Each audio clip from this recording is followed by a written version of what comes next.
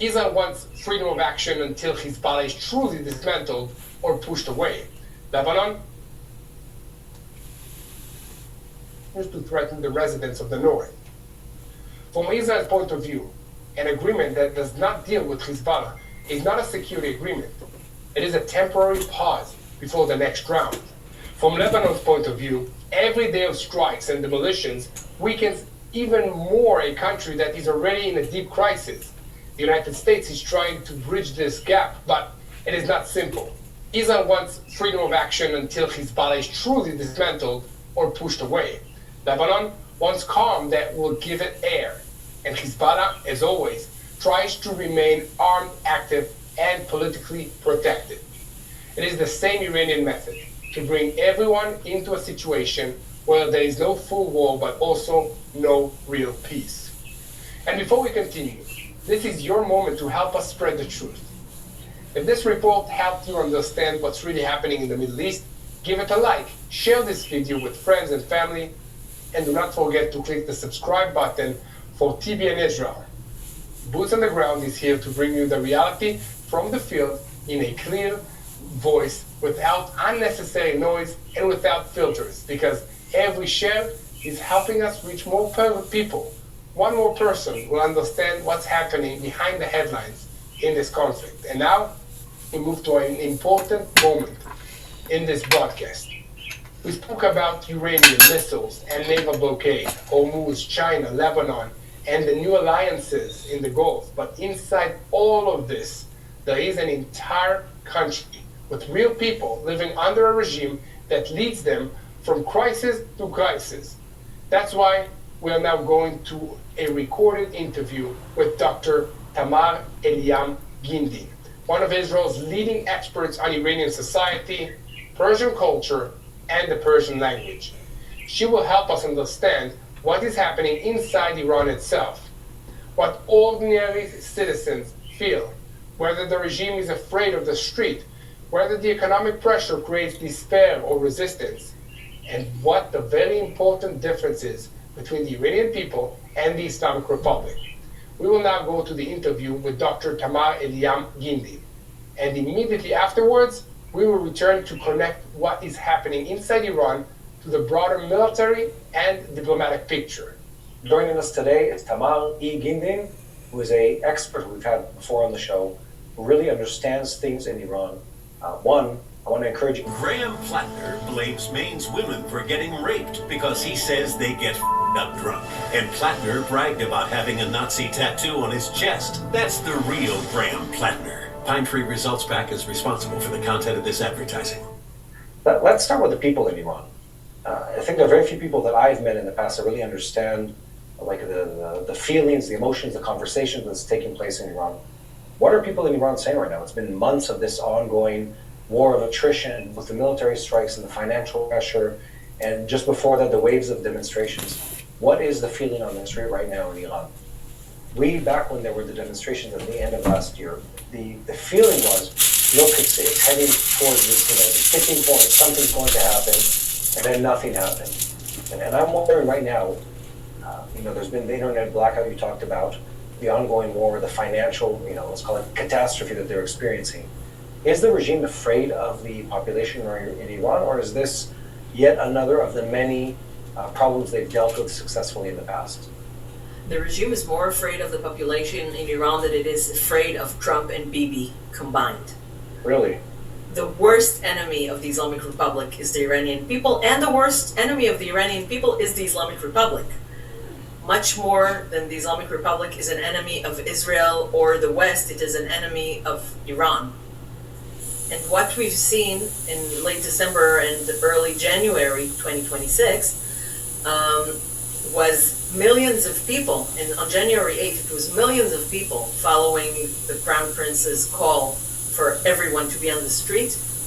And they went on the street, they burnt mosques, they shouted slogans in favor of the Crown Prince. They shouted Javid Shah, long live the king. They shouted in Akharin Nabarde, Pahlavi Barmigarde, this is the last battle, Pahlavi is returning. They burned mosques because these mosques, even religious people said it's okay because these mosques are not houses of God, but houses of oppression. And they mentioned that Muhammad the Prophet also burned a mosque when there was activity that did not match the values of Islam going on in it. And it's not really true that nothing happened after that night. After the internet shutdown was lifted, about 5 days later, 30 to 70,000 people slaughtered by militia soldiers that came to the help of the Islamic Republic is not nothing. There was a great massacre that the West sort of overlooked, maybe because when brown people kill brown people, we don't know who's the bad guy, none of them are Western. Maybe there were even protests in favor of the Islamic Republic and against the protesters in the West. There were Iranians and Israelis were demonstrating in favor of the protesters, but locals and Bahrainis, Pakistanis, other Muslims who are not Iranian were demonstrating for the regime. Maybe because they said, well, they're burning mosques, so they must be Islamophobic, and Islamophobia is bad.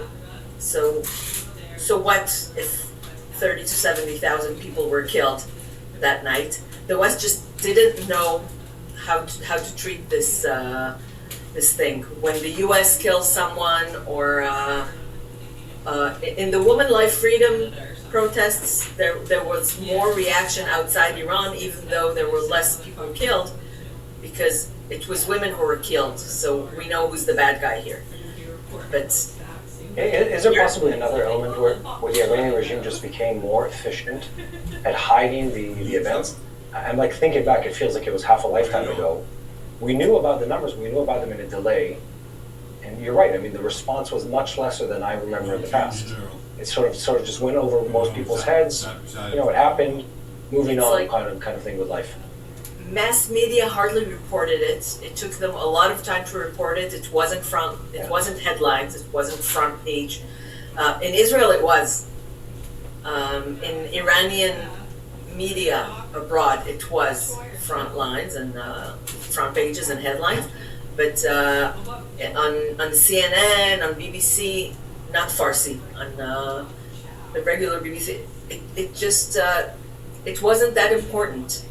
We don't know if it's because Iranians don't have as much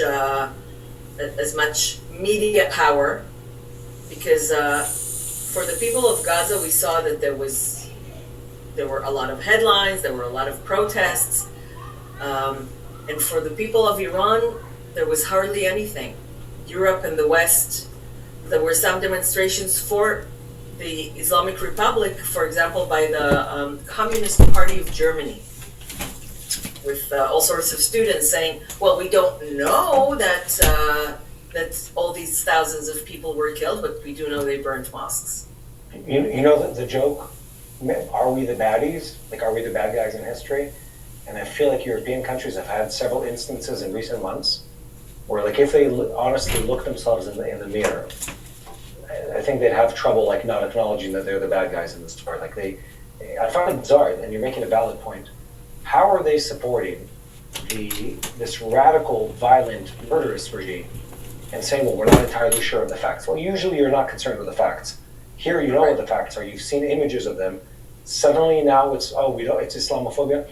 You know what? There was a headline today, or maybe it was yesterday, that I think it was a university in Canada that canceled an event where a ISIS survivor, a young female, was supposed to give her testimony on campus, and they canceled it because they said that her talking about the violence, the rape, the killing that she saw there would come across Islamophobic or hateful of Islam, and they don't want to tolerate that kind of behavior. And you look at those kind of things and say, well, what is going on with the world we live in? I mean, how are you not seeing this? I'd ask you again, you're so connected to what's going on in Iran. Are the Iranian people aware of this, of like the discrepancy in how they're treated versus others, or how the event is treated versus other events? Of course, they're aware of the fact that the only support they get in the world is from Israelis. I'm not sure how good it is for international PR, but they are saying, Europe, where are you? why were you shouting for Gaza but disregarding us?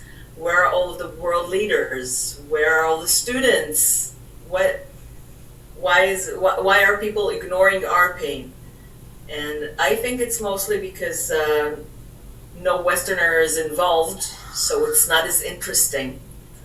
And also maybe because there's no Qatari money involved.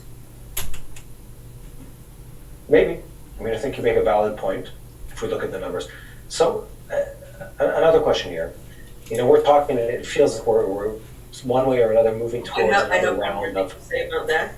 I also think that the West, human nature, it's very hard to grasp complexities, and the situation is complex. If you're anti-Trump, you would be anti this war. If you're anti-Netanyahu, you would be anti this war. And understanding that people can do both good and bad things, maybe good things for on one occasion and bad things on other occasions, for them, they're either good or bad. So they can be either pro this war or anti this war. And if Trump is the one who waged the war, and Europe and a lot of the US are anti-Trump, they would also be anti-war without listening to the Iranian people themselves. I remember this moment, I think early in the war, where there were clashes. I want to say this was like in LA, clashes between a pro-Iranian regime demonstration and a pro-opposition demonstration, where essentially one of them was... Our wedding is literally right around the corner. We have two different opinions sitting on this couch over here. Colin is definitely stressed. We don't have save the dates. We don't have a caterer. We don't have a dress. We don't have a suit. We don't have flowers. We don't have a cake. We don't have dessert. We've done zero. Pahlavi is returning. It was called the Lion and Sun Revolution. For the first time, there was leadership to the protests. He's not inside Iran, but Khomeini was also not inside Iran. But there was leadership. There was a figure they could rally around? They rallied around the figure, including anti-royalists inside Iran, who rallied around the crown prince because they understand that right now he is the figure to unite around to bring this change. But the opposition, especially outside Iran, inside Iran there are mostly either royalists or generally anti-royalists, but outside Iran there are a lot of independent opposition activists, and there's the MEK. The MEK, Mujahideen Khalq, is an organization. I think it's like the only topic that regime supporters and opposition are united about, because everybody thinks that the MEK would be worse than the current regime. The MEK has characteristics of a cult, but on the other hand, they're also the most organized. Until something like 2023, when Reza Pahlavi stepped forward as a leader, up until then he was like a symbol, but he really started to act as a leader in 2023. And up until then, or shortly before, the Mujahideen Khalq, the MEK, was embraced by the West because they have a shadow government, they have a leader, they have a future president, they have like everything ready. But what they don't have is the people's support. And what happened on that demonstration in California was that people with lion and sun flags were protesting for the protesters against the regime in Iran, and a truck with MEK slogans drove through that demonstration, sending some demonstrators to the ER. And at the end of the after the truck was stopped, demonstrators attacked the truck and dragged the driver out and handed him to the police. But the reports on the, I think it was San Francisco channel, were that violent lion and sun protesters attacked a peaceful truck. Sounds typical. Yeah, in the way they report about these kind of things. The MEK lobby in the States is very strong. It's they have politicians on their side. They have Rudy Giuliani, I think, spoke on one of the news outlets. I saw it on X, but it was from television, and he said, "Look at all the demonstrations in Iran. It's all MEK organized." Now, the demonstrators in Iran not only shouted Javid Shah, long live the king, they also shouted Magbar Sefased Mola Chapi Mojahid, which means death to the three corrupt people, clergy, Chapi, leftists like communists or woke, and Mojahid, which is Mujahideen Khalq. They shouted death to the Mujahideen Khalq. The Mujahideen Khalq themselves are, I think, the only opposition group that is anti the current Lion and Sun movement that wants Reza Pahlavi back, because what he says is that he doesn't want to be a dictator like his father, but rather he wants to stabilize Iran for 100 days, start rebuilding Iran, and then give the Iranian people a referendum to decide on the future type of government. And what they say is, in 100 days, we can't correct the impression we have on the Iranian people, and everybody hates us. There's no chance we would win. I have a question for you. The first time I interviewed you, whenever that was, let's say a year ago or so, you were explaining to me how diverse the society is in Iran. And it really stuck with me.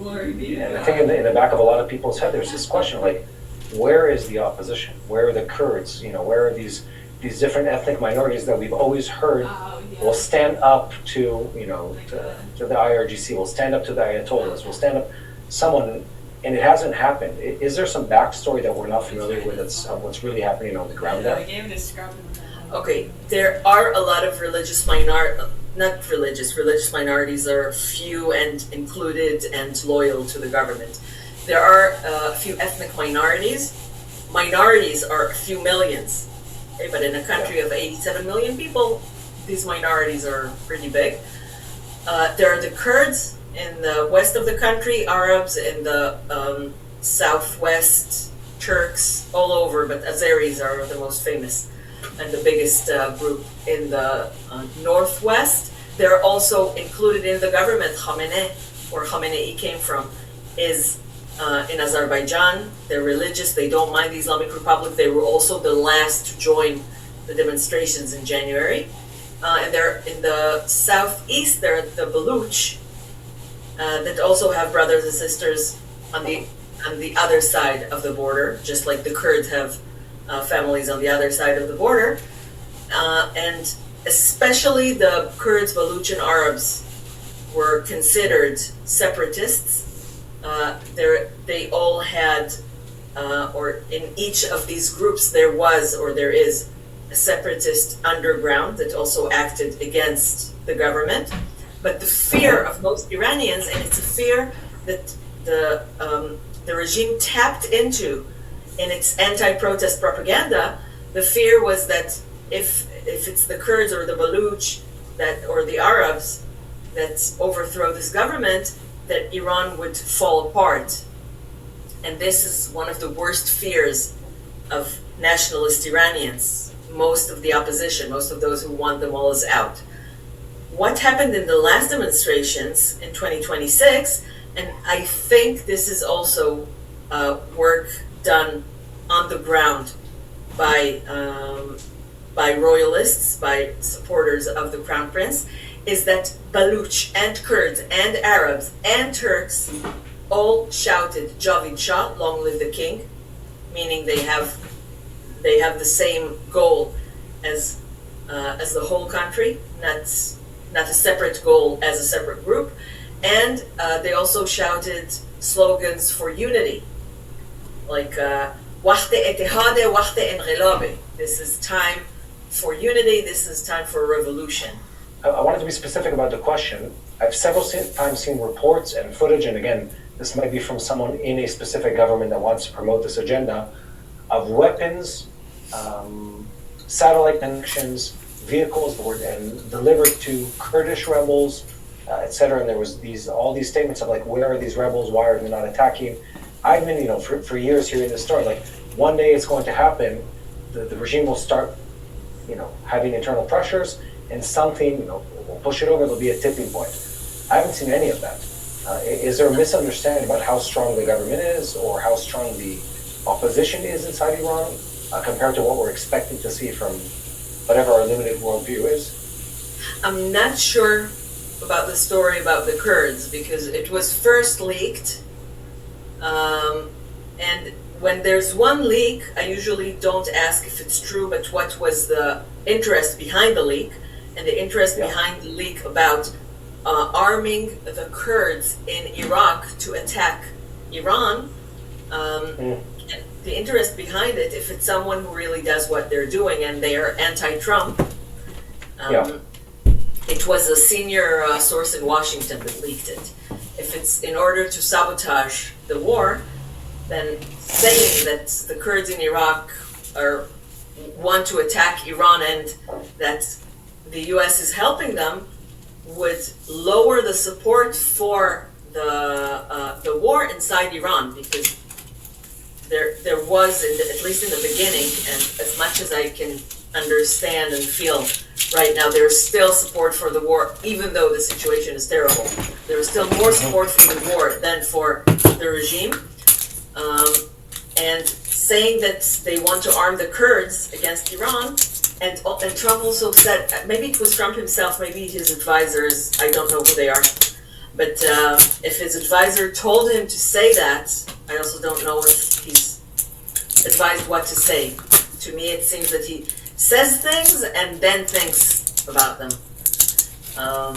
And sometimes does things in order not to look like he lied, but he didn't mean what he said in the beginning. When he said that he was asked about the map of Iran, will it look the same after the war? And he said, I'm not sure, probably not. That is very bad for Iranians. He didn't mean it will expand. I get that. And they look at that and they say that's exactly the opposite of what we want. We want a strong and stable one. We don't want to break down into 100 pieces, which is an understandable request in light of what's been happening in the Middle East post-Arab Spring, or in the Balkans. Right, and what happened in the Middle East was that dictators were overthrown with or without outside help. The U.S. got in. When the U.S. got out, havoc broke out, and this time they do have a leader. I think he will need Western help to both for the people of Iran to not get massacred again, and in these 100 days he will need help because he has no experience. I don't know about skills, and for some reason it seems that the West is not accepting that, because this could be a solution. It's someone that the Iranian people are asking for inside Iran and in demonstrations outside Iran. I have a final question for you, which is on the regime itself. We were receiving these very conflicting messages, and I say this to someone who covers the news on a daily basis. One message is Iran has been defeated on the military level.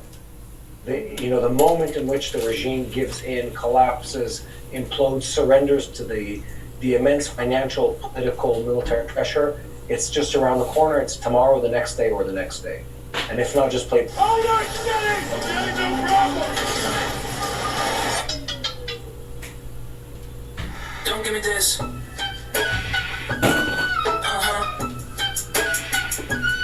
Give me this. Literally today, as I'm preparing for this interview, you see these reports coming out of who knows where that are saying that the Iranians have restored most of their ballistic missile capability, not the manufacturing, but the tunnels, the cave systems, whatever still exists. And I ask myself, how far is what is being reported to us, let's call it in Western mainstream media, compared to what is really happening in Iran on the ground, what the regime is really saying to itself, what it's really communicating to its people? How much of a gap is there? And I'm thinking of the education of our audience, of understanding how different the reality perception actually is between what I know and what someone in the regime in Iran knows, what a guy on the street in Iran knows.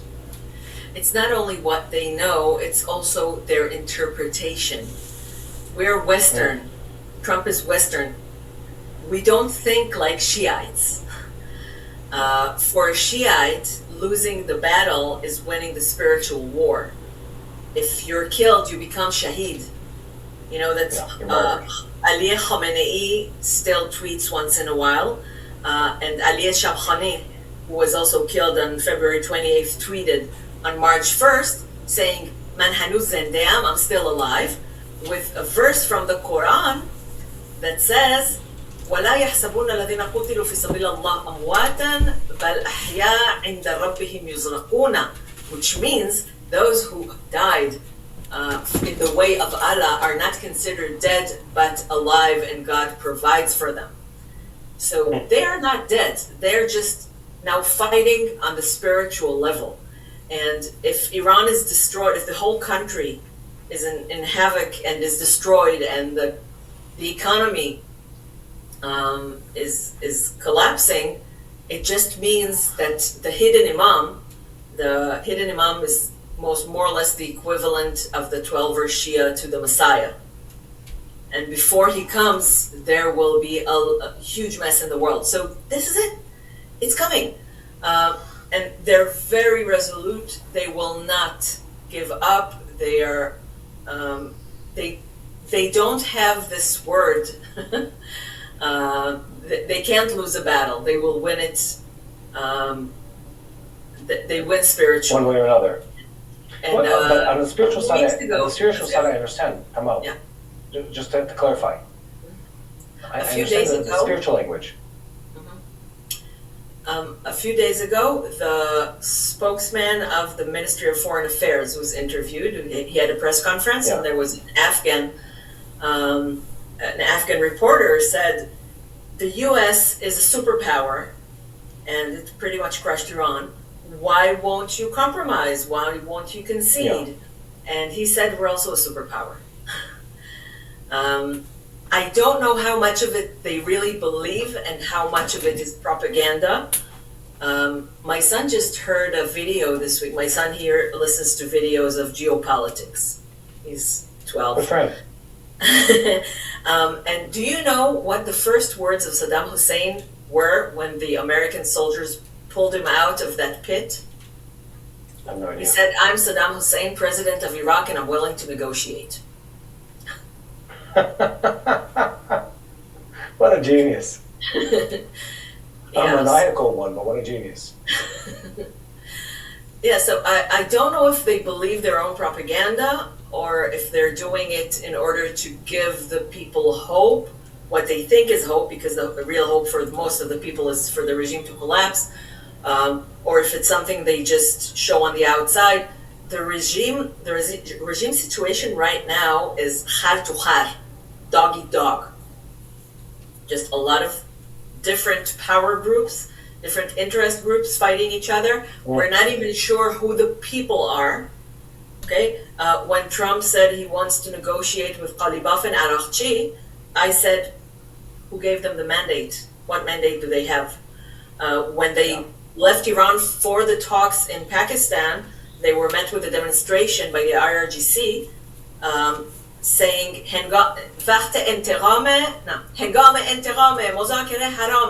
it's time for revenge. Negotiations are haram, they're forbidden. So, Interesting. And after Qalibaf, there were reports or leaks about Qalibaf agreeing to some points. There was a tweet that was immediately deleted, but its screenshot went viral all over the internet, that said that Qalibaf is a coup d'etat, he's making a coup d'etat because of his concessions, and if the leader really agrees to these concessions, let him go out with a video or voice message to say that he agrees, and then we will obey. But where's the leader? I was just going to say, that's very tricky. The leader might be in several different places at the same time, by what reports that we've heard.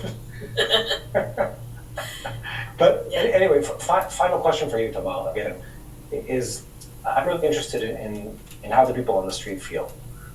The Iranian people, do they feel despair? Do they feel hope? Do they see this as sort of like the birth pains of something that might be better that comes afterwards? How are they feeling? I think it's everything together.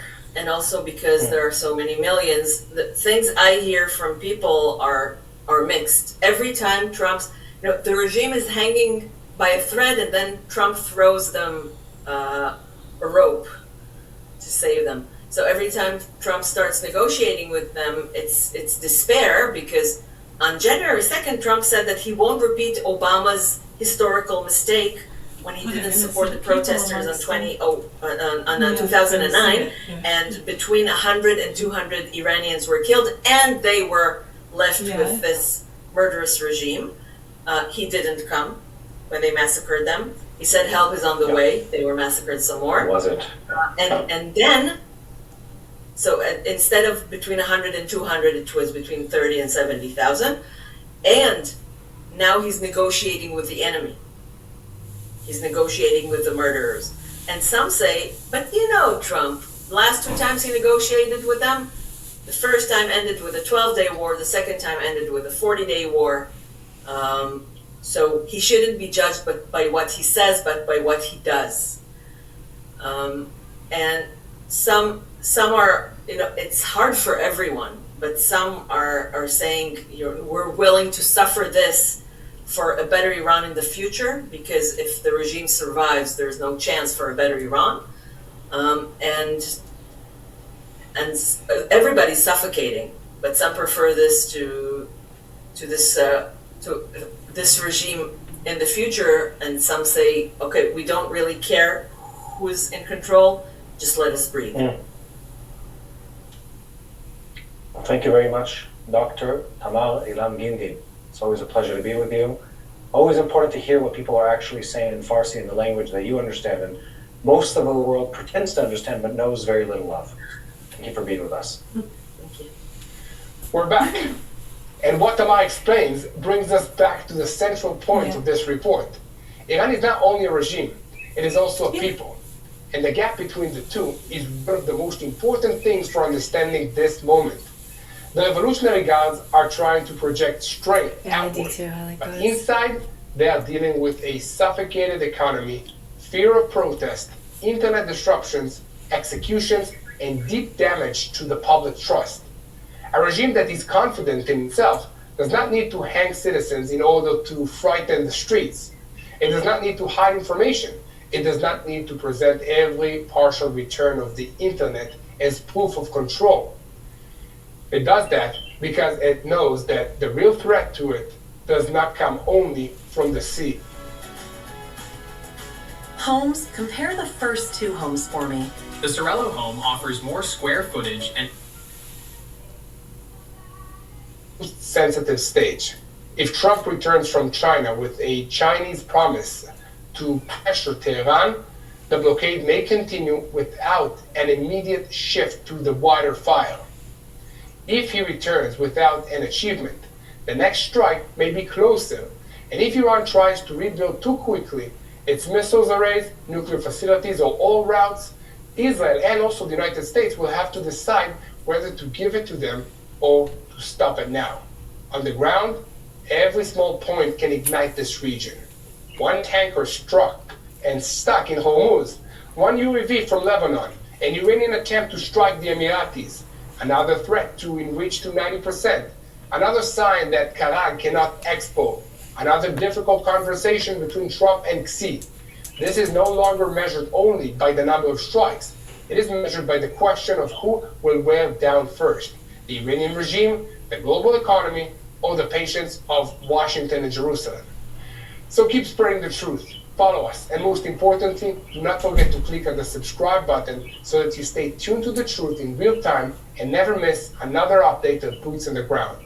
Keep looking for us on social media, Yair Pinto and Mati Shoshani, and see how life is in Israel through our eyes. And now, for the most important part of this report, let's pray. So let's pray to our Father in heaven for the people that are affected by this war. It can be the people of Israel, people of the Gulf, the United States servicemen and women, all the military personnel that are here to protect us against this evil regime. Let's also pray for wisdom to our leaders. Let's pray for Trump in his meetings to make the right decisions. Let's pray for all the terrible situations that we are dealing with here. Let's pray also for our enemies, not to succeed in their efforts to destroy us. Let's pray for them to have an intervention by God in their hearts. Let's keep praying for the peace of Jerusalem. Amen. Let's pray for some hazelnut dairy-free creamer. Sorry. Amen.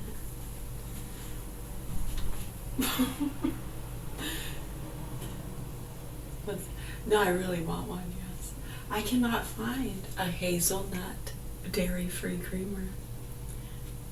I'm a big fan of the silk ones. I love the silk caramel, the diamond almond. I have the sweet and creamy, the caramel, and the vanilla. All three of those are really good. There are other ones too. No hazelnut, the oat creamers. I'm not a big fan of the California. I'm not a big fan of that one. That's kind of, I don't know, sour.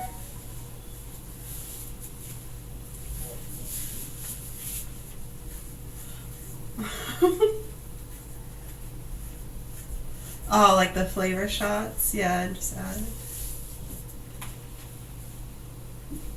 You don't understand.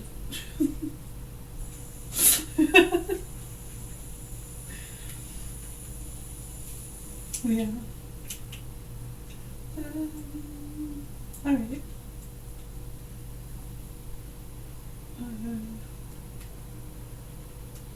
Think. 1 second.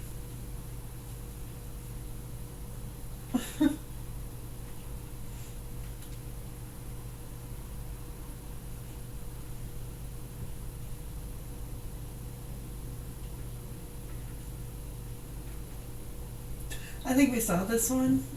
It's on a different channel. I'll watch that one again.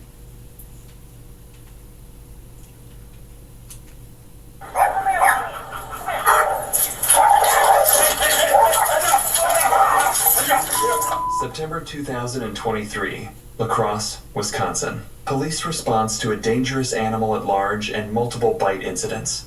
That's my other dog in the car, and that's why he's there. I had my friend come in because he busted my wooden fence to come to me. Whose dog's that one? Yours? Both of them. So why can't you take care of your dog? Why? I was in here mixing up Benadryl and dog food to put him down. They're doing your She was just mixing up some Benadryl to put him down. You can't freaking make that up, can you? It's dangerous. Please. Stop it. Why can't you control your dog?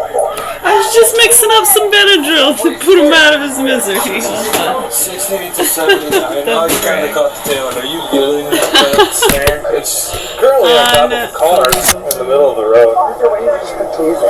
Oh, why would I tase the dog? It's not doing anything right now. It was. It was chasing people down the street. No, I'm not going to tase the dog. We have a snare catcher thing coming, so the dog's just up there right now. I'm not too worried. Now, she gave these dogs like 6 Benadryls. I can only imagine what she's done, so... Yeah, no, I'm just going to sit here and wait. I'm not going to... It's her dog, so it should be my problem or whatever. Right, I know. It ain't our problem. Exactly. We're losing customers because 100%. So I'd sit on the car, so right now my partner's come on his way up here with one of them big old pulse snare things. Oh, yeah, that's the owner of the dog right there. Yeah. Yeah. Well, you're doing well. The dog soon jumped off the vehicle and attacked the male bystander who was trying to help catch it.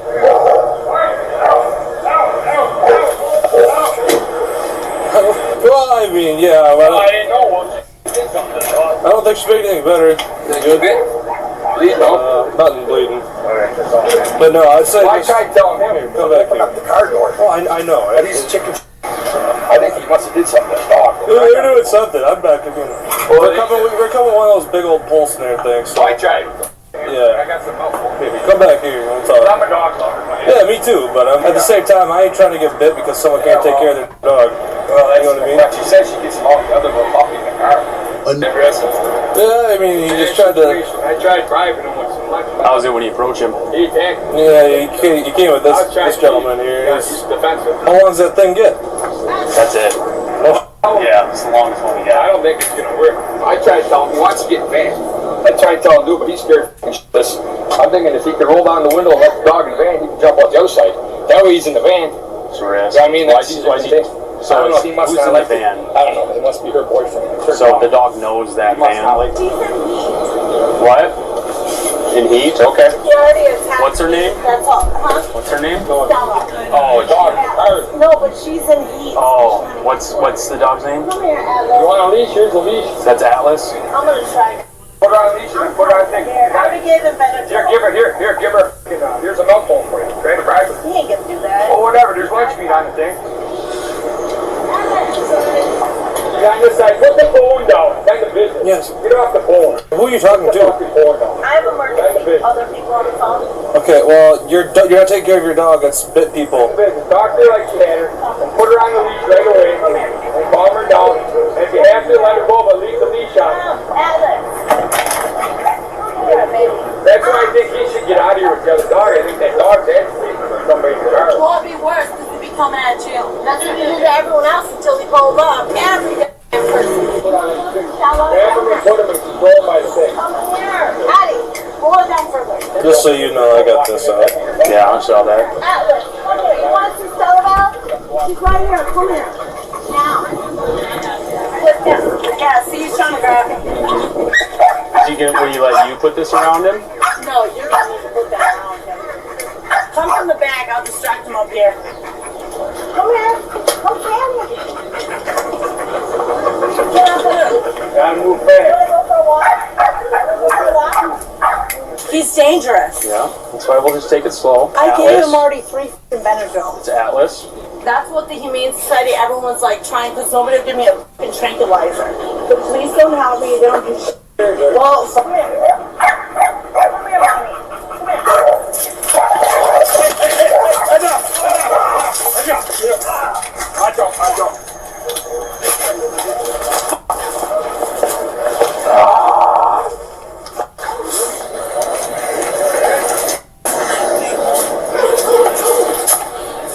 I'm emergent for now.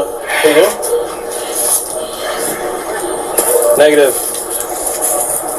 We pepper sprayed the dog, so I don't know how this is gonna go going forward. Tell me, you good? Fuck, it's deep. Is it? Let me see. You want a tourniquet or you good? Where the hell is this thing? I don't know. Yeah, that's it. Nope. He grabbed a hold of my foot and then I called. Sir, let's not even try it anymore. Right now's the best. I got him pretty good. Oh my God, dude, he got you. Oh my God. Hey guys, skip. I'm out. I'm gonna shoot it if it comes again. Don't let him do that. Hey, sir, back up. Here. It's just big.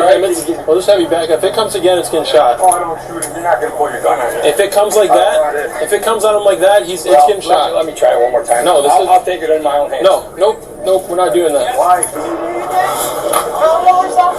You got something I can put on this? Here, gentlemen, we got gauze in here. Did you get road rash or? No, he got bit. Oh, I'm bit. Did you? Got me. Yeah, I did. I got oxypython peroxide for you. Ooh. Don't put that on. I got alcohol. You okay, man? I should have shot it when it came on you. It's alright. I'm okay. Where is it? It's on your side of the van. Here, just tear it open with me. There is no animal control. They assigned it to us. You want that? Open your eyes on me. Go in there. Watch, don't shoot when he's up on Yeah, there. you can't do that. There's a guy. Yeah, I see that. I see that. I don't think we should even be here, gentlemen. Dude, they got him good. I think he should open up the back door while he's coming the back door. Listen, I think he should open up the hatchback and let the dog go in the car and you jump out the front door. Don't act like that. You guys got gauze, sterile gauze. Yeah, we got stuff here. I'll let them mess with it. I appreciate it though. Thank you. What do you think you got? For real? Dude, honestly, they can't be doing that. They can get shot, but the thing is, I'm not gonna shoot this. There's a guy in the car. I see that. I don't think we should even be out here with it. I don't know. Well, I mean, we gotta just, something's dude's car. I know, but I mean, I don't know how that would work. Direct them so they don't come at this dog. Kill me. Never mind. Connell, how do you want to do this? Yeah, we can start blocking traffic. Why don't you go northbound here in Caledonia and just block off? Did it bite anyone else here? It bit this gentleman behind us. Why would you just tase him? You got a lot of recommendations for not doing too much. Well, you wait for another officer to get that. This is why I called you guys and nobody did nothing. This is your dog, right? Yes. Why are you blaming us for your dog? Don't just ignore her. This is ridiculous. Stop. Stay there. Stop. Come over this way. Yeah, who walked down? Atlas. Come here, baby. Atlas, come here. You're gonna need more than that, dude. He just destroyed freaking his arms. You know? So I've sprayed it. So here's my plan. Right now, it died pretty hard when I sprayed it with the pepper spray right through one can. Doing that, we come right up over the catch ball. It's the only thing I'm worried about is that he's gonna slide really quick off this. So, Cotto, come here. Come here. Get your pepper spray out. You gotta remember, there's a passenger in that driver's car. So we just sprayed it. You just sprayed it. Yeah, I know, but when I sprayed it, it went down pretty quick. So if I can leave you spray this thing, and if he can try to catch pull it, what do you think? Terrible idea. What do you think the plan is, though? I think our best bet is trying to tase it and then just getting on top of it and holding its head or something. It bit Gelming after you pepper sprayed it. I know. Well, I mean, it was simultaneously. I know, but yeah, if we walk So up, do you want to tase it right now? we could try. Let's wait for command to get here and see what they say. No, don't call it. Go back in the bar. She's not going to listen to you. She's. Thank you. I appreciate. Thank you.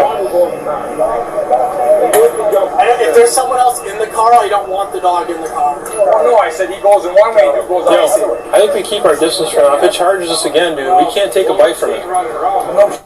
Yeah. I mean, we also have to do something. We can't just watch it all day. Well, there's no the crowd even though. I get that. It's a very dynamic situation. We got a very large crowd, so we got to be very careful when we do. Should we just have you guys move this way just in case it does run this way again? I don't want anyone to get bit. Come. Come here, Addie. Hey, come here. Come put it down. Atlas. Okay. Hey, just hook me up to the leash. Who's that? Good girl. Okay, come on. Hold it down. Got her. Just leave me there. We'll get her off to her. Put her on the fire hydrant. Put it down. Got her under control. It's like, why couldn't she have done that? You're telling him to. He's moving it. Go. Well, why would you do that? It risks me to be attacked again. It's your dog.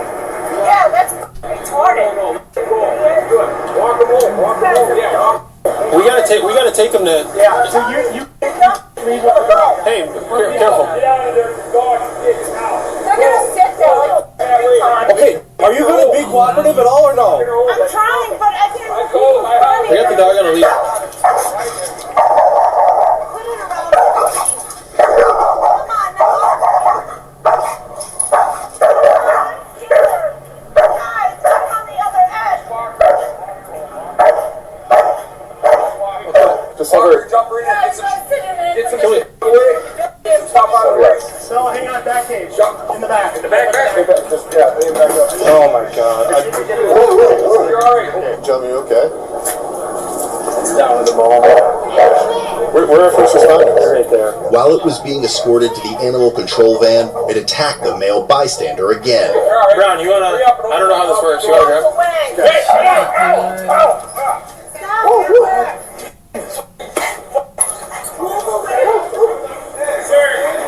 Try to tase this thing or what? Please, Case, I'm scared. Open it.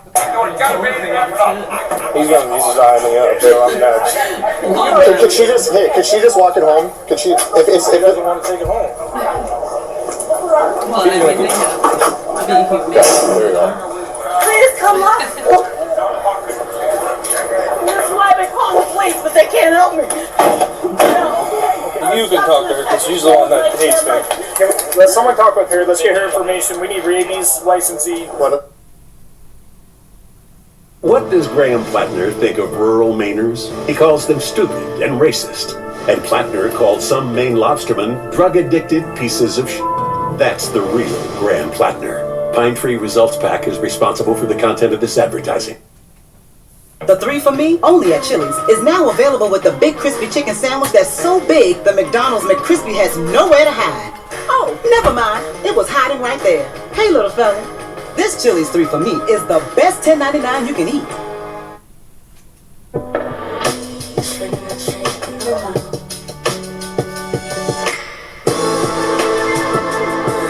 Get this exceptional offer on 2026 Cadillac Optic models. Hair hit its breaking point? Pantene Pro V Miracles formulas are infused with a provitamin complex, plus powerful ingredients like biotin and collagen to repair weak inner hair bonds without the $60 price tag. Give your hair a comeback story with Pantene. See, why don't you just... I don't know where my keys are. We'll find them. They're somewhere out here. They fell. We'll find them. Okay. Don't worry about it. Just... I gotta go to the hospital. It's down to the bone. They said I need stitches, so. Yeah, I'm okay. Do you have any of that I can't believe it. No, because I called these police 5 times to help me, and they told me no. Can we get that one in there just so... I'm trying... Hey, sir, I'm not yelling at you, okay? I understand, I'm not yelling at you. I'm just saying, can we just get this dog in there just to avoid any issues? That's it. I want it back in the van. Yes. Take it easy. Here's your I'm dog. trying to help you out. Okay, help me out. Yep, that's what I'm doing. Come on, bud. How old is Alice? He was like a year and a half. A year and a half? He was set up for euthanization tomorrow. That's scary, dude. You're lucky it just bit the elbow. Yeah, one time you got bit? It collapsed and then it shook. Okay. Oh, I got the pepper spray on my face. Can I say goodbye to him? Probably not the best idea. No, we're not opening it. That's alright. I actually got it in the snare. I know. How many, so you, him, and anyone else get that? A couple others said they got, one guy said he got bit in the shoe, but he said like, didn't break skin. I don't think anyone else actually got like bits. I don't even have my phone because I had to get out for emergency through my bedroom window. I had the pepper spray on my fucking eyes. No, shut the f*** up. You want to go with that or you No, I got my dogs in the truck. I got my own responsibility. So the Humane Society will not touch it if it's in the truck. So we are responsible for taking it out and bringing it into the building. So that's my only next concern is it's in there, but now we have to take it out and we have to kennel it in there. And I put Benadryl and steak in the steak to like see how it's gonna sedate him because nobody would help me. Shut the f*** up and get the f*** away. Stop. What are you doing? How bad does it hurt? Aches. I'm sure it's gonna hurt later, but I don't really see one right now. Did you just try to catch pole it and it jumped or what? Yeah, and it jumped and I caught it, but then when it like lunged, like the pole went into me and then I fell, and then it got out and then it came back. I told them to help me, they wouldn't f***ing help me and it ended up in a whole show. Is it normal to be that color? Yeah, it's turning a little purple. Got strength yet? I mean, it's tingling? Yeah. Yeah, it's kind of deep. You got a pretty good deep belt. Yeah. Go on in and sit down on the captain. I find it funny because it's all coming back on the police. How did he get off the leash? Like, how did he get out here? He bust through my backyard fence. I didn't let him out. He didn't just like get loose. He bust through a 6-foot privacy fence, and I'm over there mixing up Benadryl and dog food because I had to come out my bedroom window. I didn't have the keys or anything getting any other doors, so I was mixing the up. They gave me steak dinner. I put it in the steak to try to see how the sedation was gonna work for tomorrow. This could have all been prevented. Deborah, let me just, before, like, you're talking to me right now. I just got on shift. I was not here for the entirety of all of your 911 calls. I don't know what happened beforehand, okay? I got here as soon as I could, and I was coming from the south side. I get that you're frustrated with us. I have to do my job and get information from you. So I've already waited to talk to the captain. Okay. This is not going to end in you guys' favor. Well, it's probably not going to end in your favor either. Oh, wow. This is... Wow, I've asked for your guys' assistance. Do you see how unreasonable it is to tell dispatch, hey, have an officer come here and shoot my dog? It's not unreasonable. You see how unreasonable he is? But it's your dog, right? It attacked me. Okay, it attacked multiple people. Could it have been shot? Yes. Is that an ideal, justified outcome? Probably not. No, I'm gonna need an attorney right now. They're putting this on me when I begged and begged for help. Yeah, of course you are. I'm not putting it on you, but you're putting it on me. I'm trying to ask you what happened. You're saying it's my fault I didn't get here sooner. I just started my I didn't shift. say it was your fault. I said it's across police department because I begged for the help on Saturday night when I climbed through my bedroom window. Nobody helps me. Okay, I asked for this help. So you see that a lot too, actually, and then people, then they can't afford to have them euthanized. a lot of Benadryl. Right, well, sometimes they'll just leave them. They'll go and leave them on the side of the road. You see that She gave sometimes. him puppy chow and steaks from the barn. She Yeah. found him literally right outside the back door, and as soon as I started to hit on that dog went and ate. Right, well, I He started mean, jumping up like on she the said front she was door. gonna give him Anybody that. that was coming by, he started going after. Right. I tried to put him on a leash to get him into a fenced yard for you guys. Well, yeah, I mean, people used to do that, just take them out back and shoot them. Oh, yeah, we had many people that did that quite a He would bit. react to all the vets told me. Okay. Because it looks like someone Multiple saw reasons. There was one. someone gave the dog something. Bit so the it was kid in the Benadryl today. face. A couple of those happened. To give to That actually him happened to one of my because we're gonna nieces see how he too. reacts for 1:30 The dog's tomorrow. name, yeah, I think it was They tried Dog. to sedate him The dog's because name was they gave him Dog. tranquilizer. They You got bit her in the cut face, out, almost got her eye. He got brought out back real fast and got shot right in the head.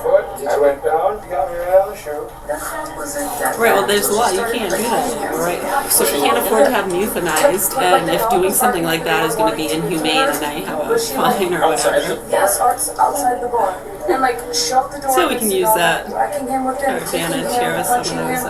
I'm like, you can't do that. You're gonna like rile him up. He's gonna get mad. He came up to me like I walked up and I came back. He ran up to me, wagging his tail all nice. He didn't even bite me. He licked me. And I was giving him treats. Dude, I watched her poison this dog, and it made me feel sick to my stomach. I don't want to see this. You're not the first one to tell me this one today, so. Well, whatever she gave him, yeah, probably made him more or whatever. She gave him something apparently, and then he started like foaming out of the mouth because they were like, somebody come kill my dog, do this and that. And I'm like, why are you saying that? And then she was just saying like, you to me and just a whole bunch of shit. I came up to the road and he followed me right over here, and I gave him treats, like dog treats, because I'm my own dog. And he was licking me. He didn't bite me at all. I told him I want to stay away. They're like, listen to me. I know my dog. I'm like, so he's running at me. I'm like, Atlas, and he come right back to me. Like I was telling these people, get the out of the way. Probably that and her energy itself. I was screaming for all these people, and they wouldn't. They're just keep coming and dumb and have the window down. I can go take a look. You Obviously, said your she fence was feels damaged. scared of it or something. So probably senses What's that. that? No, just don't. Okay, just wait right here. I'll go take a look. Just gonna go take a look at her fence. I'm not seeing anything. It's pretty secure to me. Yeah, I think we should PBT her as well. I think she's pretty intoxicated. Is this broken? I just had one more thing for you here, okay? Have you ever done a PBT before? Yeah, I'm not doing it. Okay, and the reason why I'm Who asking. cares? I'm sitting here dealing with a stressed dog. Well, just. Why? Why are you f***ing kidding me right now? It's just for me to get a better understanding of the situation with, I with three kids. Okay, that's fine. I got it from a breeder in Milwaukee. As a puppy? Yeah. How was it as a puppy? He's been fun. Under Wisconsin Statute Section 174.042, officers possess immediate statutory authority Sometimes to you get seize that any too. domestic animal Sometimes you found at have large. people Wisconsin go around Statute doing Section that in different places. You know, people have dogs. They'll imposes strict liability on hit dog them with owners certain, for all like a damages dog caused by whistle their almost. animals, regardless Makes of them go prior insane. behavior. The owner's admission of previous attacks establishes scienter or prior knowledge of aggression, which triggers enhanced civil liability. Per La Crosse Municipal Code, Chapter 6. Failure to license a dog acts as prima facie evidence of a violation of public safety ordinances. The Fourth Amendment protects animals as effects, yet the public safety exception Yeah, so what allows they'll use is, and it's hard for humans to hear, it'll almost just sound like natural tinnitus. Tinnitus, or the sounds of the universe, electronic, sometimes buzzing and pitches of power lines and insects. Yeah, exactly.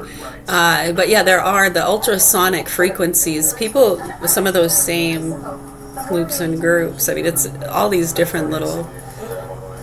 Yeah, it gives them something to do or something. Ultrasonic frequencies, generally above 20,000, 25,000 hertz. It doesn't necessarily make them aggressive, but it does cause severe irritation, anxiety, and fear, which can lead to reactive behavior, panic, or attempts to escape.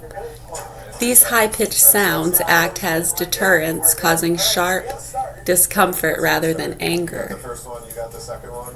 It's nice and slow. Right, and so when some humans are a little more sensitive to those things too, and when you know people are doing some fuckery and things like that. Hold it like this.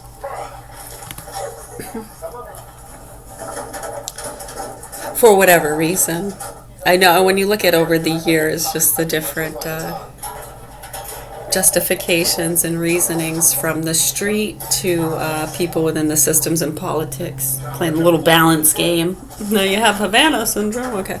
Right, so anyways. So yeah, it doesn't necessarily make him aggressive, but it does give him anxiety, irritation, fear, reactive panic behavior, which seems to be, that's how that dog is acting.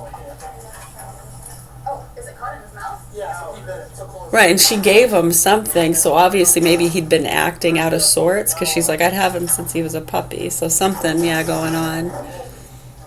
Probably. Could be anything. Could be a new business in town. Some bad generators, you know. Mosquito machines, yeah. I'm gonna make a phone call, guys. Just make sure it's locked. Yeah, and you have chargers, electronics, pet repellents. The electronic pet repellents. Yeah, it causes severe stress. Overstimulation, dogs can hear those frequencies, meaning they hear the silent electronic noise. There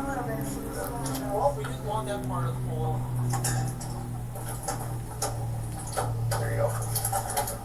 And then you guys all know, The stretcher then? just be cautious when you're pulling on this, not the Sure, release. that's the release, yes. So now, While these frequencies are used in, for example, the Canine Shield ultrasonic repellent to deter dogs, they are generally intended to prompt avoidance, not aggression.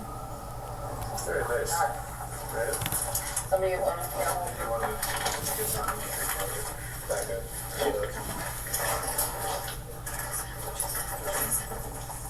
Push it forward.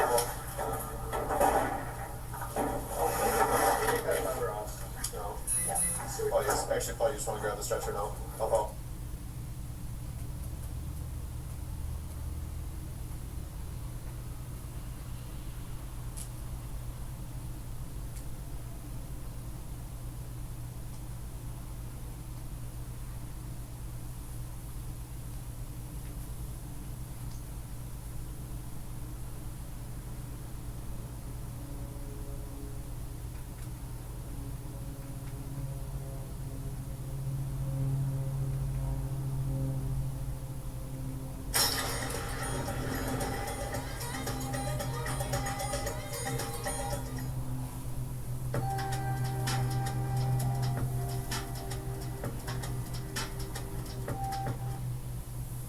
The guy's a legend.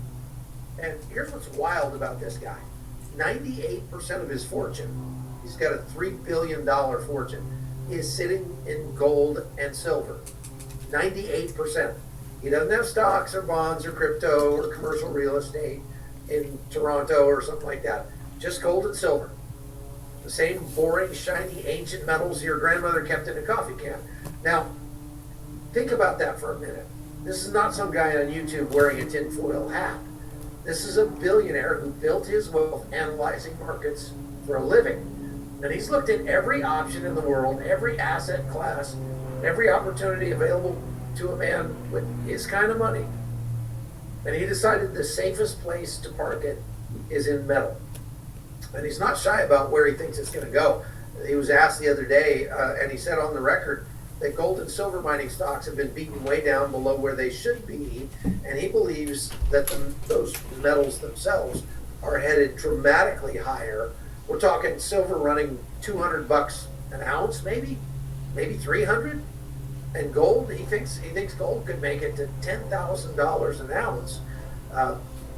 From a guy who has every reason to be conservative and every resource to know better, that's pretty remarkable. So the question I want to ask you is this. If a billionaire who does this for a living has 98% of his wealth in gold and silver, what percentage do you have? Because for most Americans, that answer is 0, and that's a problem. So that's why I want you to call my friends at Preserve Gold.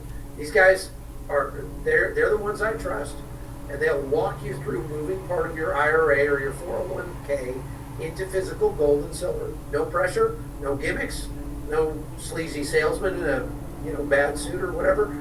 Just actual gold and silver stored securely in your name.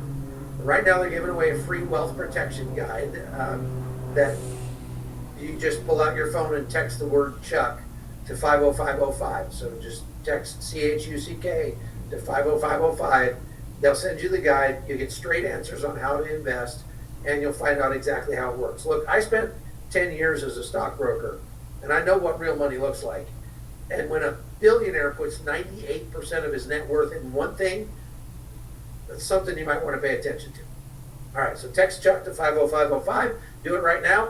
And thank you to Preserve Gold for sponsoring today's podcast.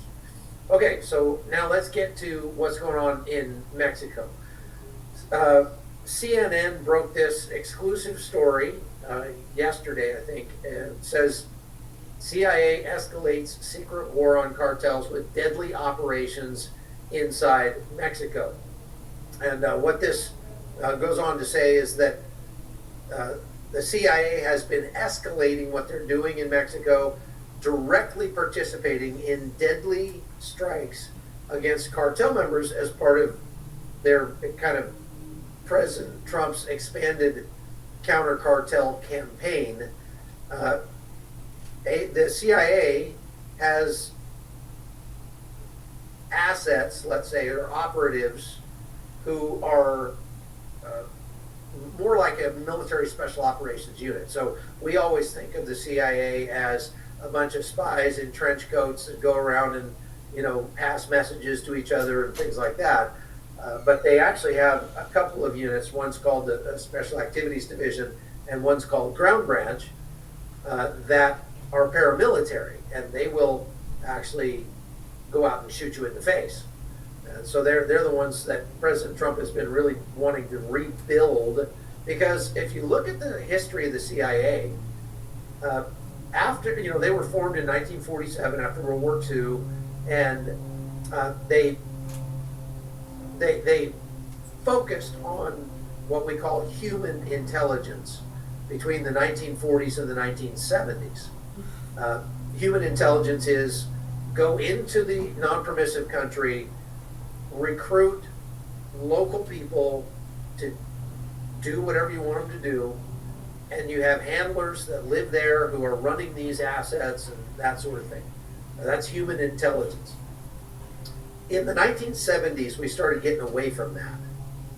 And part of the there's lots of reasons for it. A lot of it was like budget cuts after the Vietnam War and things like that. And so we had to do more with less.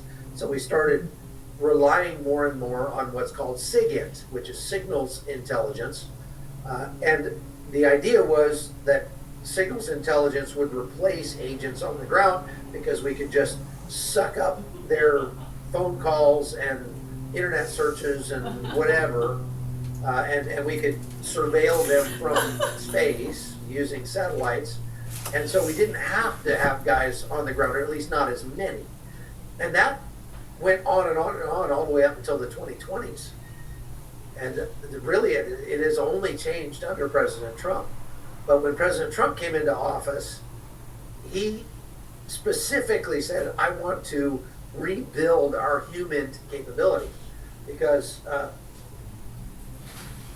as it turns out, there are just some things you can't do with a satellite. And Israel showed us just how important that human intelligence could be when they pulled off one of the most audacious operations in the history of covert warfare, killing the leadership of Hezbollah inside Iran, inside a protected compound in Iran, because they had such good intelligence about where he would be, what he'd be. And there's only one thing left to do. The winner survived. Don't give me this.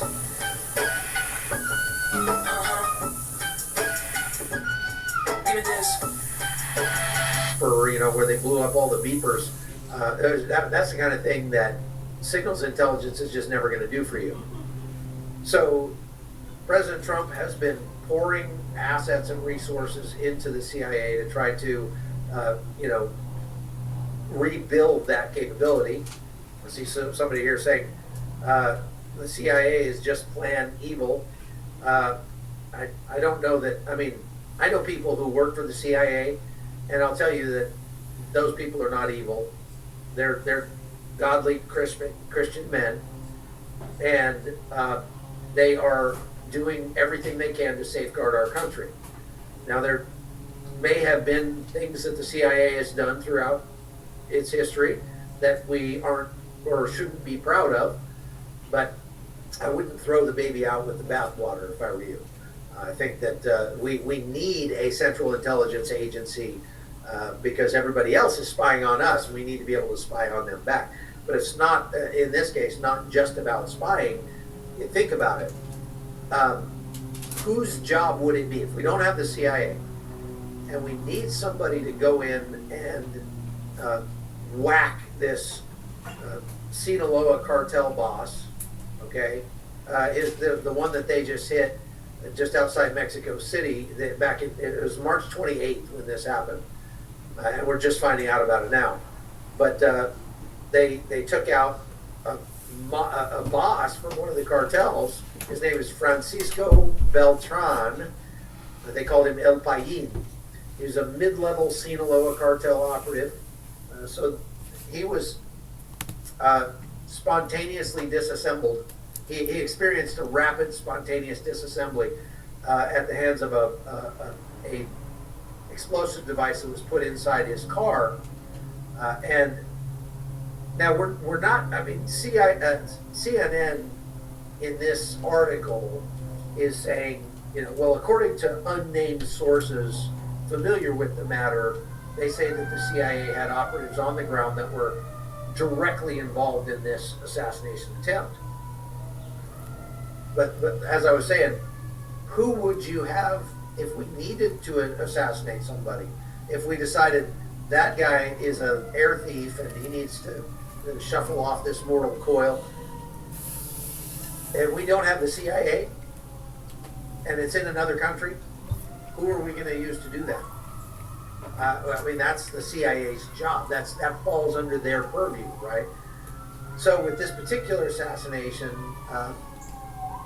again, CNN is saying, according to unnamed sources, they've got that the CIA was on the ground participating directly in this operation. The CIA vehemently denies that, and so does the Mexican government. Now, maybe more likely, what happened was the CIA found and fixed the location of this guy, and then they sent all that information to some people.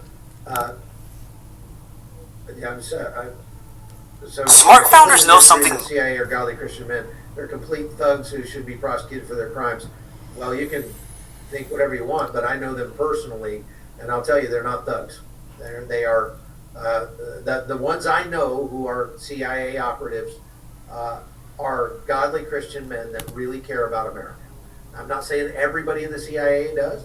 I'm not saying the leadership of the CIA does, but I'm just saying that you can't just, paint everybody in the CIA as a bunch of thugs. They're not.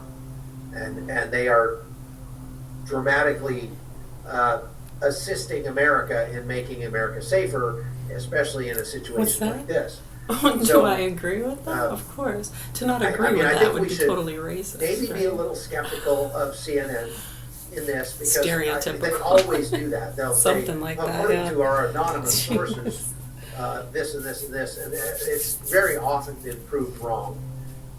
What's more likely is that the CIA passed that information on to some local assets on the ground, whether those are Mexican Marines, Mexican Special Forces, or just CIA. I hope that is the case because with your experience, I have to. Who are in the area that can do the job. It doesn't really matter. That possibility. I think so that you might did be mention more likely with that our diplomats are engaged in the negotiations. Well, who are those diplomats? Sir, I really would refer to the White House, who specifically is engaged. Well, apparently the diplomats are Jared Kushner, who I don't think even works for our country. He's a CENTCOM commander, and Jared Kushner absolutely does. I think it's Chihuahua State. I don't think he has a lot of experience engaging in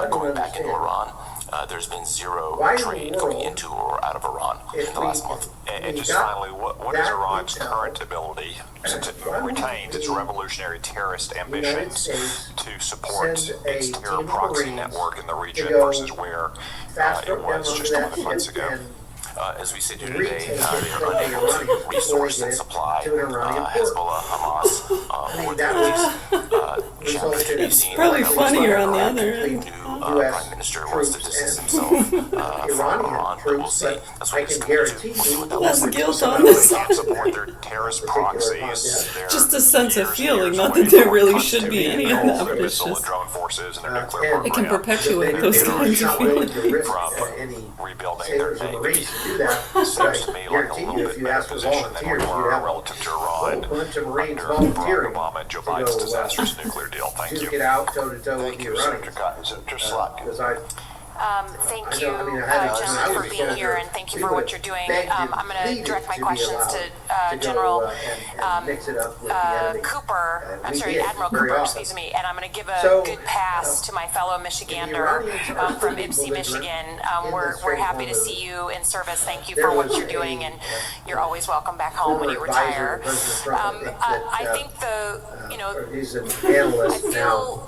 He wrote an article whatever, about how whatever is not how you feelings start a I have question. about The the United imminence States of the has threat from Iran, dramatically degraded or not, Iran. we want our military to come through They this have war as successfully and destroyed safely their as possible. naval I am forces, interested they've destroyed their Air Force, in making they've sure set we back get their out of this nuclear program quickly and decades. safely. They've set back their And missile I have program, actually made no it very doubt much more that difficult for with all Iran the firepower to we've used in threaten this its war, that we've neighbors, degraded et their cetera, nuclear et cetera. capability, their ballistic missile So they've done capability, all their of that, terrorism and so capability, and as making someone who that served case is making the 3 case tours that in Iraq, the I United saw States that is terrorism therefore up winning. close and personal. And if you know me, But you it know is that hard I've to sort of say, taken sitting issue with here that with because, the Strait of Hormuz closed, in those and particular every American feeling a deep, facets deep of the spike operation, in the price of of gas, course, and that we have won. we're only in the Any place where beginning we of have that, allowed then the we US can't say military we to do are their thing. overall better We win. off That's all until there is to that it. strait is open. But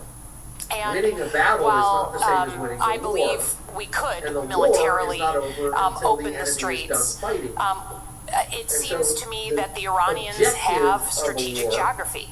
They should have have the less ability, 3 even though it's years or degraded, 3 to tours project in power Iraq, onto whereas a things like CIA oil intel infrastructure in analyst places like have Saudi less Arabia than or that. Kuwait or anywhere analyzed they want, intel. further hurting. People ask me all the The time, end does Lowry and should be Associates really get all bringing of those the enemy to clients, the all of point those where he big is ready settlements? to surrender unconditionally. Yes, we do. So whatever You know we what else destroy we of do? theirs are steps on in top the of this process big to rock. get the enemy to the point where they Infrastructure in realize the that region, it's futile to keep and fighting. therefore kind of have a We veto have not power over the accomplished world that goal. economy right now. And don't have until a we veto accomplish that power. goal, we cannot Sir, I would, claim from a military victory perspective, in I this would war. characterize Iran as having a It doesn't matter how many battles you capability win.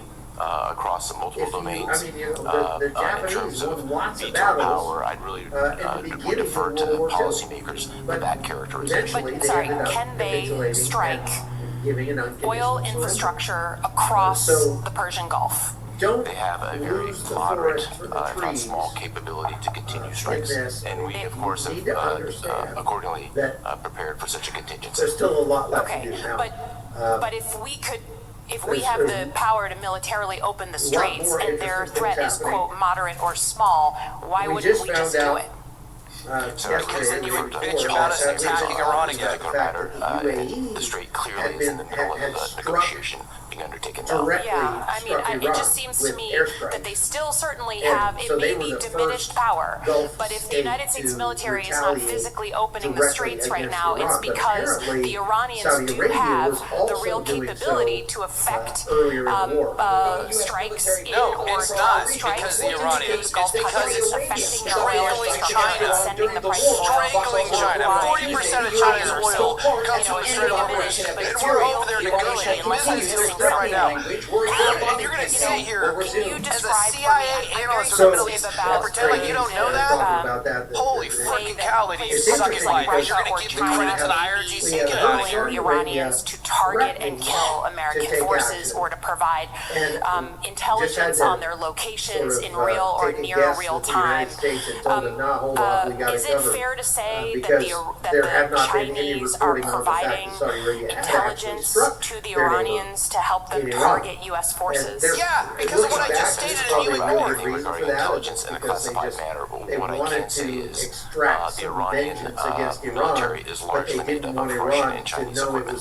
So they would strike back at Saudi Arabia. I think, Saudi Arabia has a tremendous amount of, just like the UAE. It feels like either Chinese government and or Chinese companies are helping and aiding and abetting Yes, we know they are. This is already confirmed. in providing that information. I understand we don't want to go into the details, but some of this is like out in open press. I would just say I personally feel like that crosses a Rubicon. Anytime we have another country providing that kind of intelligence to an adversary, I think that should play very heavily in our calculus and our conversations. I know the president is So you want with us the to bomb Chinese Iran government now? right now, good. but I hope that no matter what party we're from, that's just a Rubicon. We all believe once you cross it, we're in a very different conversation. Ron Kelly's in the house, ladies and gentlemen. You know it's going to be good. Here it goes. Thank you, Senator Banks. Thank you, Mr. Chairman. Admiral Cooper, any update I've been to Fujairah a couple activities times, in but Afghanistan? I think I recognize that as Activity Fujairah, from but, ISIS or any other groups nevertheless, that you see those concern you? cages Anything they're at all that you building can tell around us? the tanks there, Senator, and just that's just thank you for keep the them question. from Afghanistan being destroyed remains by a Shahed on the missile. forefront of what we're watching in terms of terrorist Shahed drone. activity. I think best to address that That's in a not going to classified stop a forum. missile if For right they now, our partnerships choose in to, the region shoot are a suppressing missile that at threat. those things. Can you give any But it would update at stop all drones. So for the they're trying to record? do something No to protect their infrastructure. And I remains think an area you're of going to concern find for that CENTCOM. you're going to start seeing You're things like tracking, this paying in the attention United to it. States as well as You're not elsewhere completely all around ignoring the world. Afghanistan. Literally what he just stated on the open record. Come on, man. A variety of partnerships. We're suppressing any threat. Anything that's sensitive infrastructure, Thank you for your whether it's a leadership. power I think plant, this is an oil depot, an incredible moment. You're doing an incredible job when it comes to Iran and degrading their military, their defense industrial base. You cite in your testimony that the U.S. has, quote, delivered a long-term rollback of Iran's ability to project power in the region and beyond, end quote, damaging or destroying over 85% of its ballistic missile drone and naval defense industrial base, and 82% of its air defense missile systems. That's pretty damn good. That's a strong statement, and I'm proud of your efforts. The NDS talks about the concept of simultaneity, in which our adversaries could undertake simultaneous aggression across multiple theaters. You're going to start seeing that all around Does the world. Operation Epic Fury's degradation of the Iranian military and defense industrial base reduce the problem of simultaneity? John Bolton. Senator, I think there's remains to be seen what happens going forward with Iran. But what I think we've seen is a combination of ability for the United States to project power and influence and defeat an adversary very quickly, 38 days. The effects on other theaters, I think I would really refer to U.S. European Commander and the Pacific Command Commander. But clearly the United States is agile and we can move from theater to theater. You went very quickly. Can you unpack this concept of simultaneity? Well, the United States pointing to us. The United States has significant capacity. We have forces deployed around the world addressing a variety of issues. We're focused today largely on Iran, but clearly General Anderson is actioning it in a variety of ways. They've lied, they've cheated, they've violated every agreement they've signed. They've demonstrated their willingness to do thinking outside the box to get nuclear weapons, including building a replica of the North Korean reactor down beyond in the Syrian desert, fortunately discovered and bombed by the Israelis in September of 2007. And everybody has talked for years about their uranium enrichment capability, I think there's a policy component to this, Senator, and potentially a legislative component. built by the Russians There are on a the restricted Stevens number of base there's a finite number has of now countries accumulated by that historically Russia's own had trade statements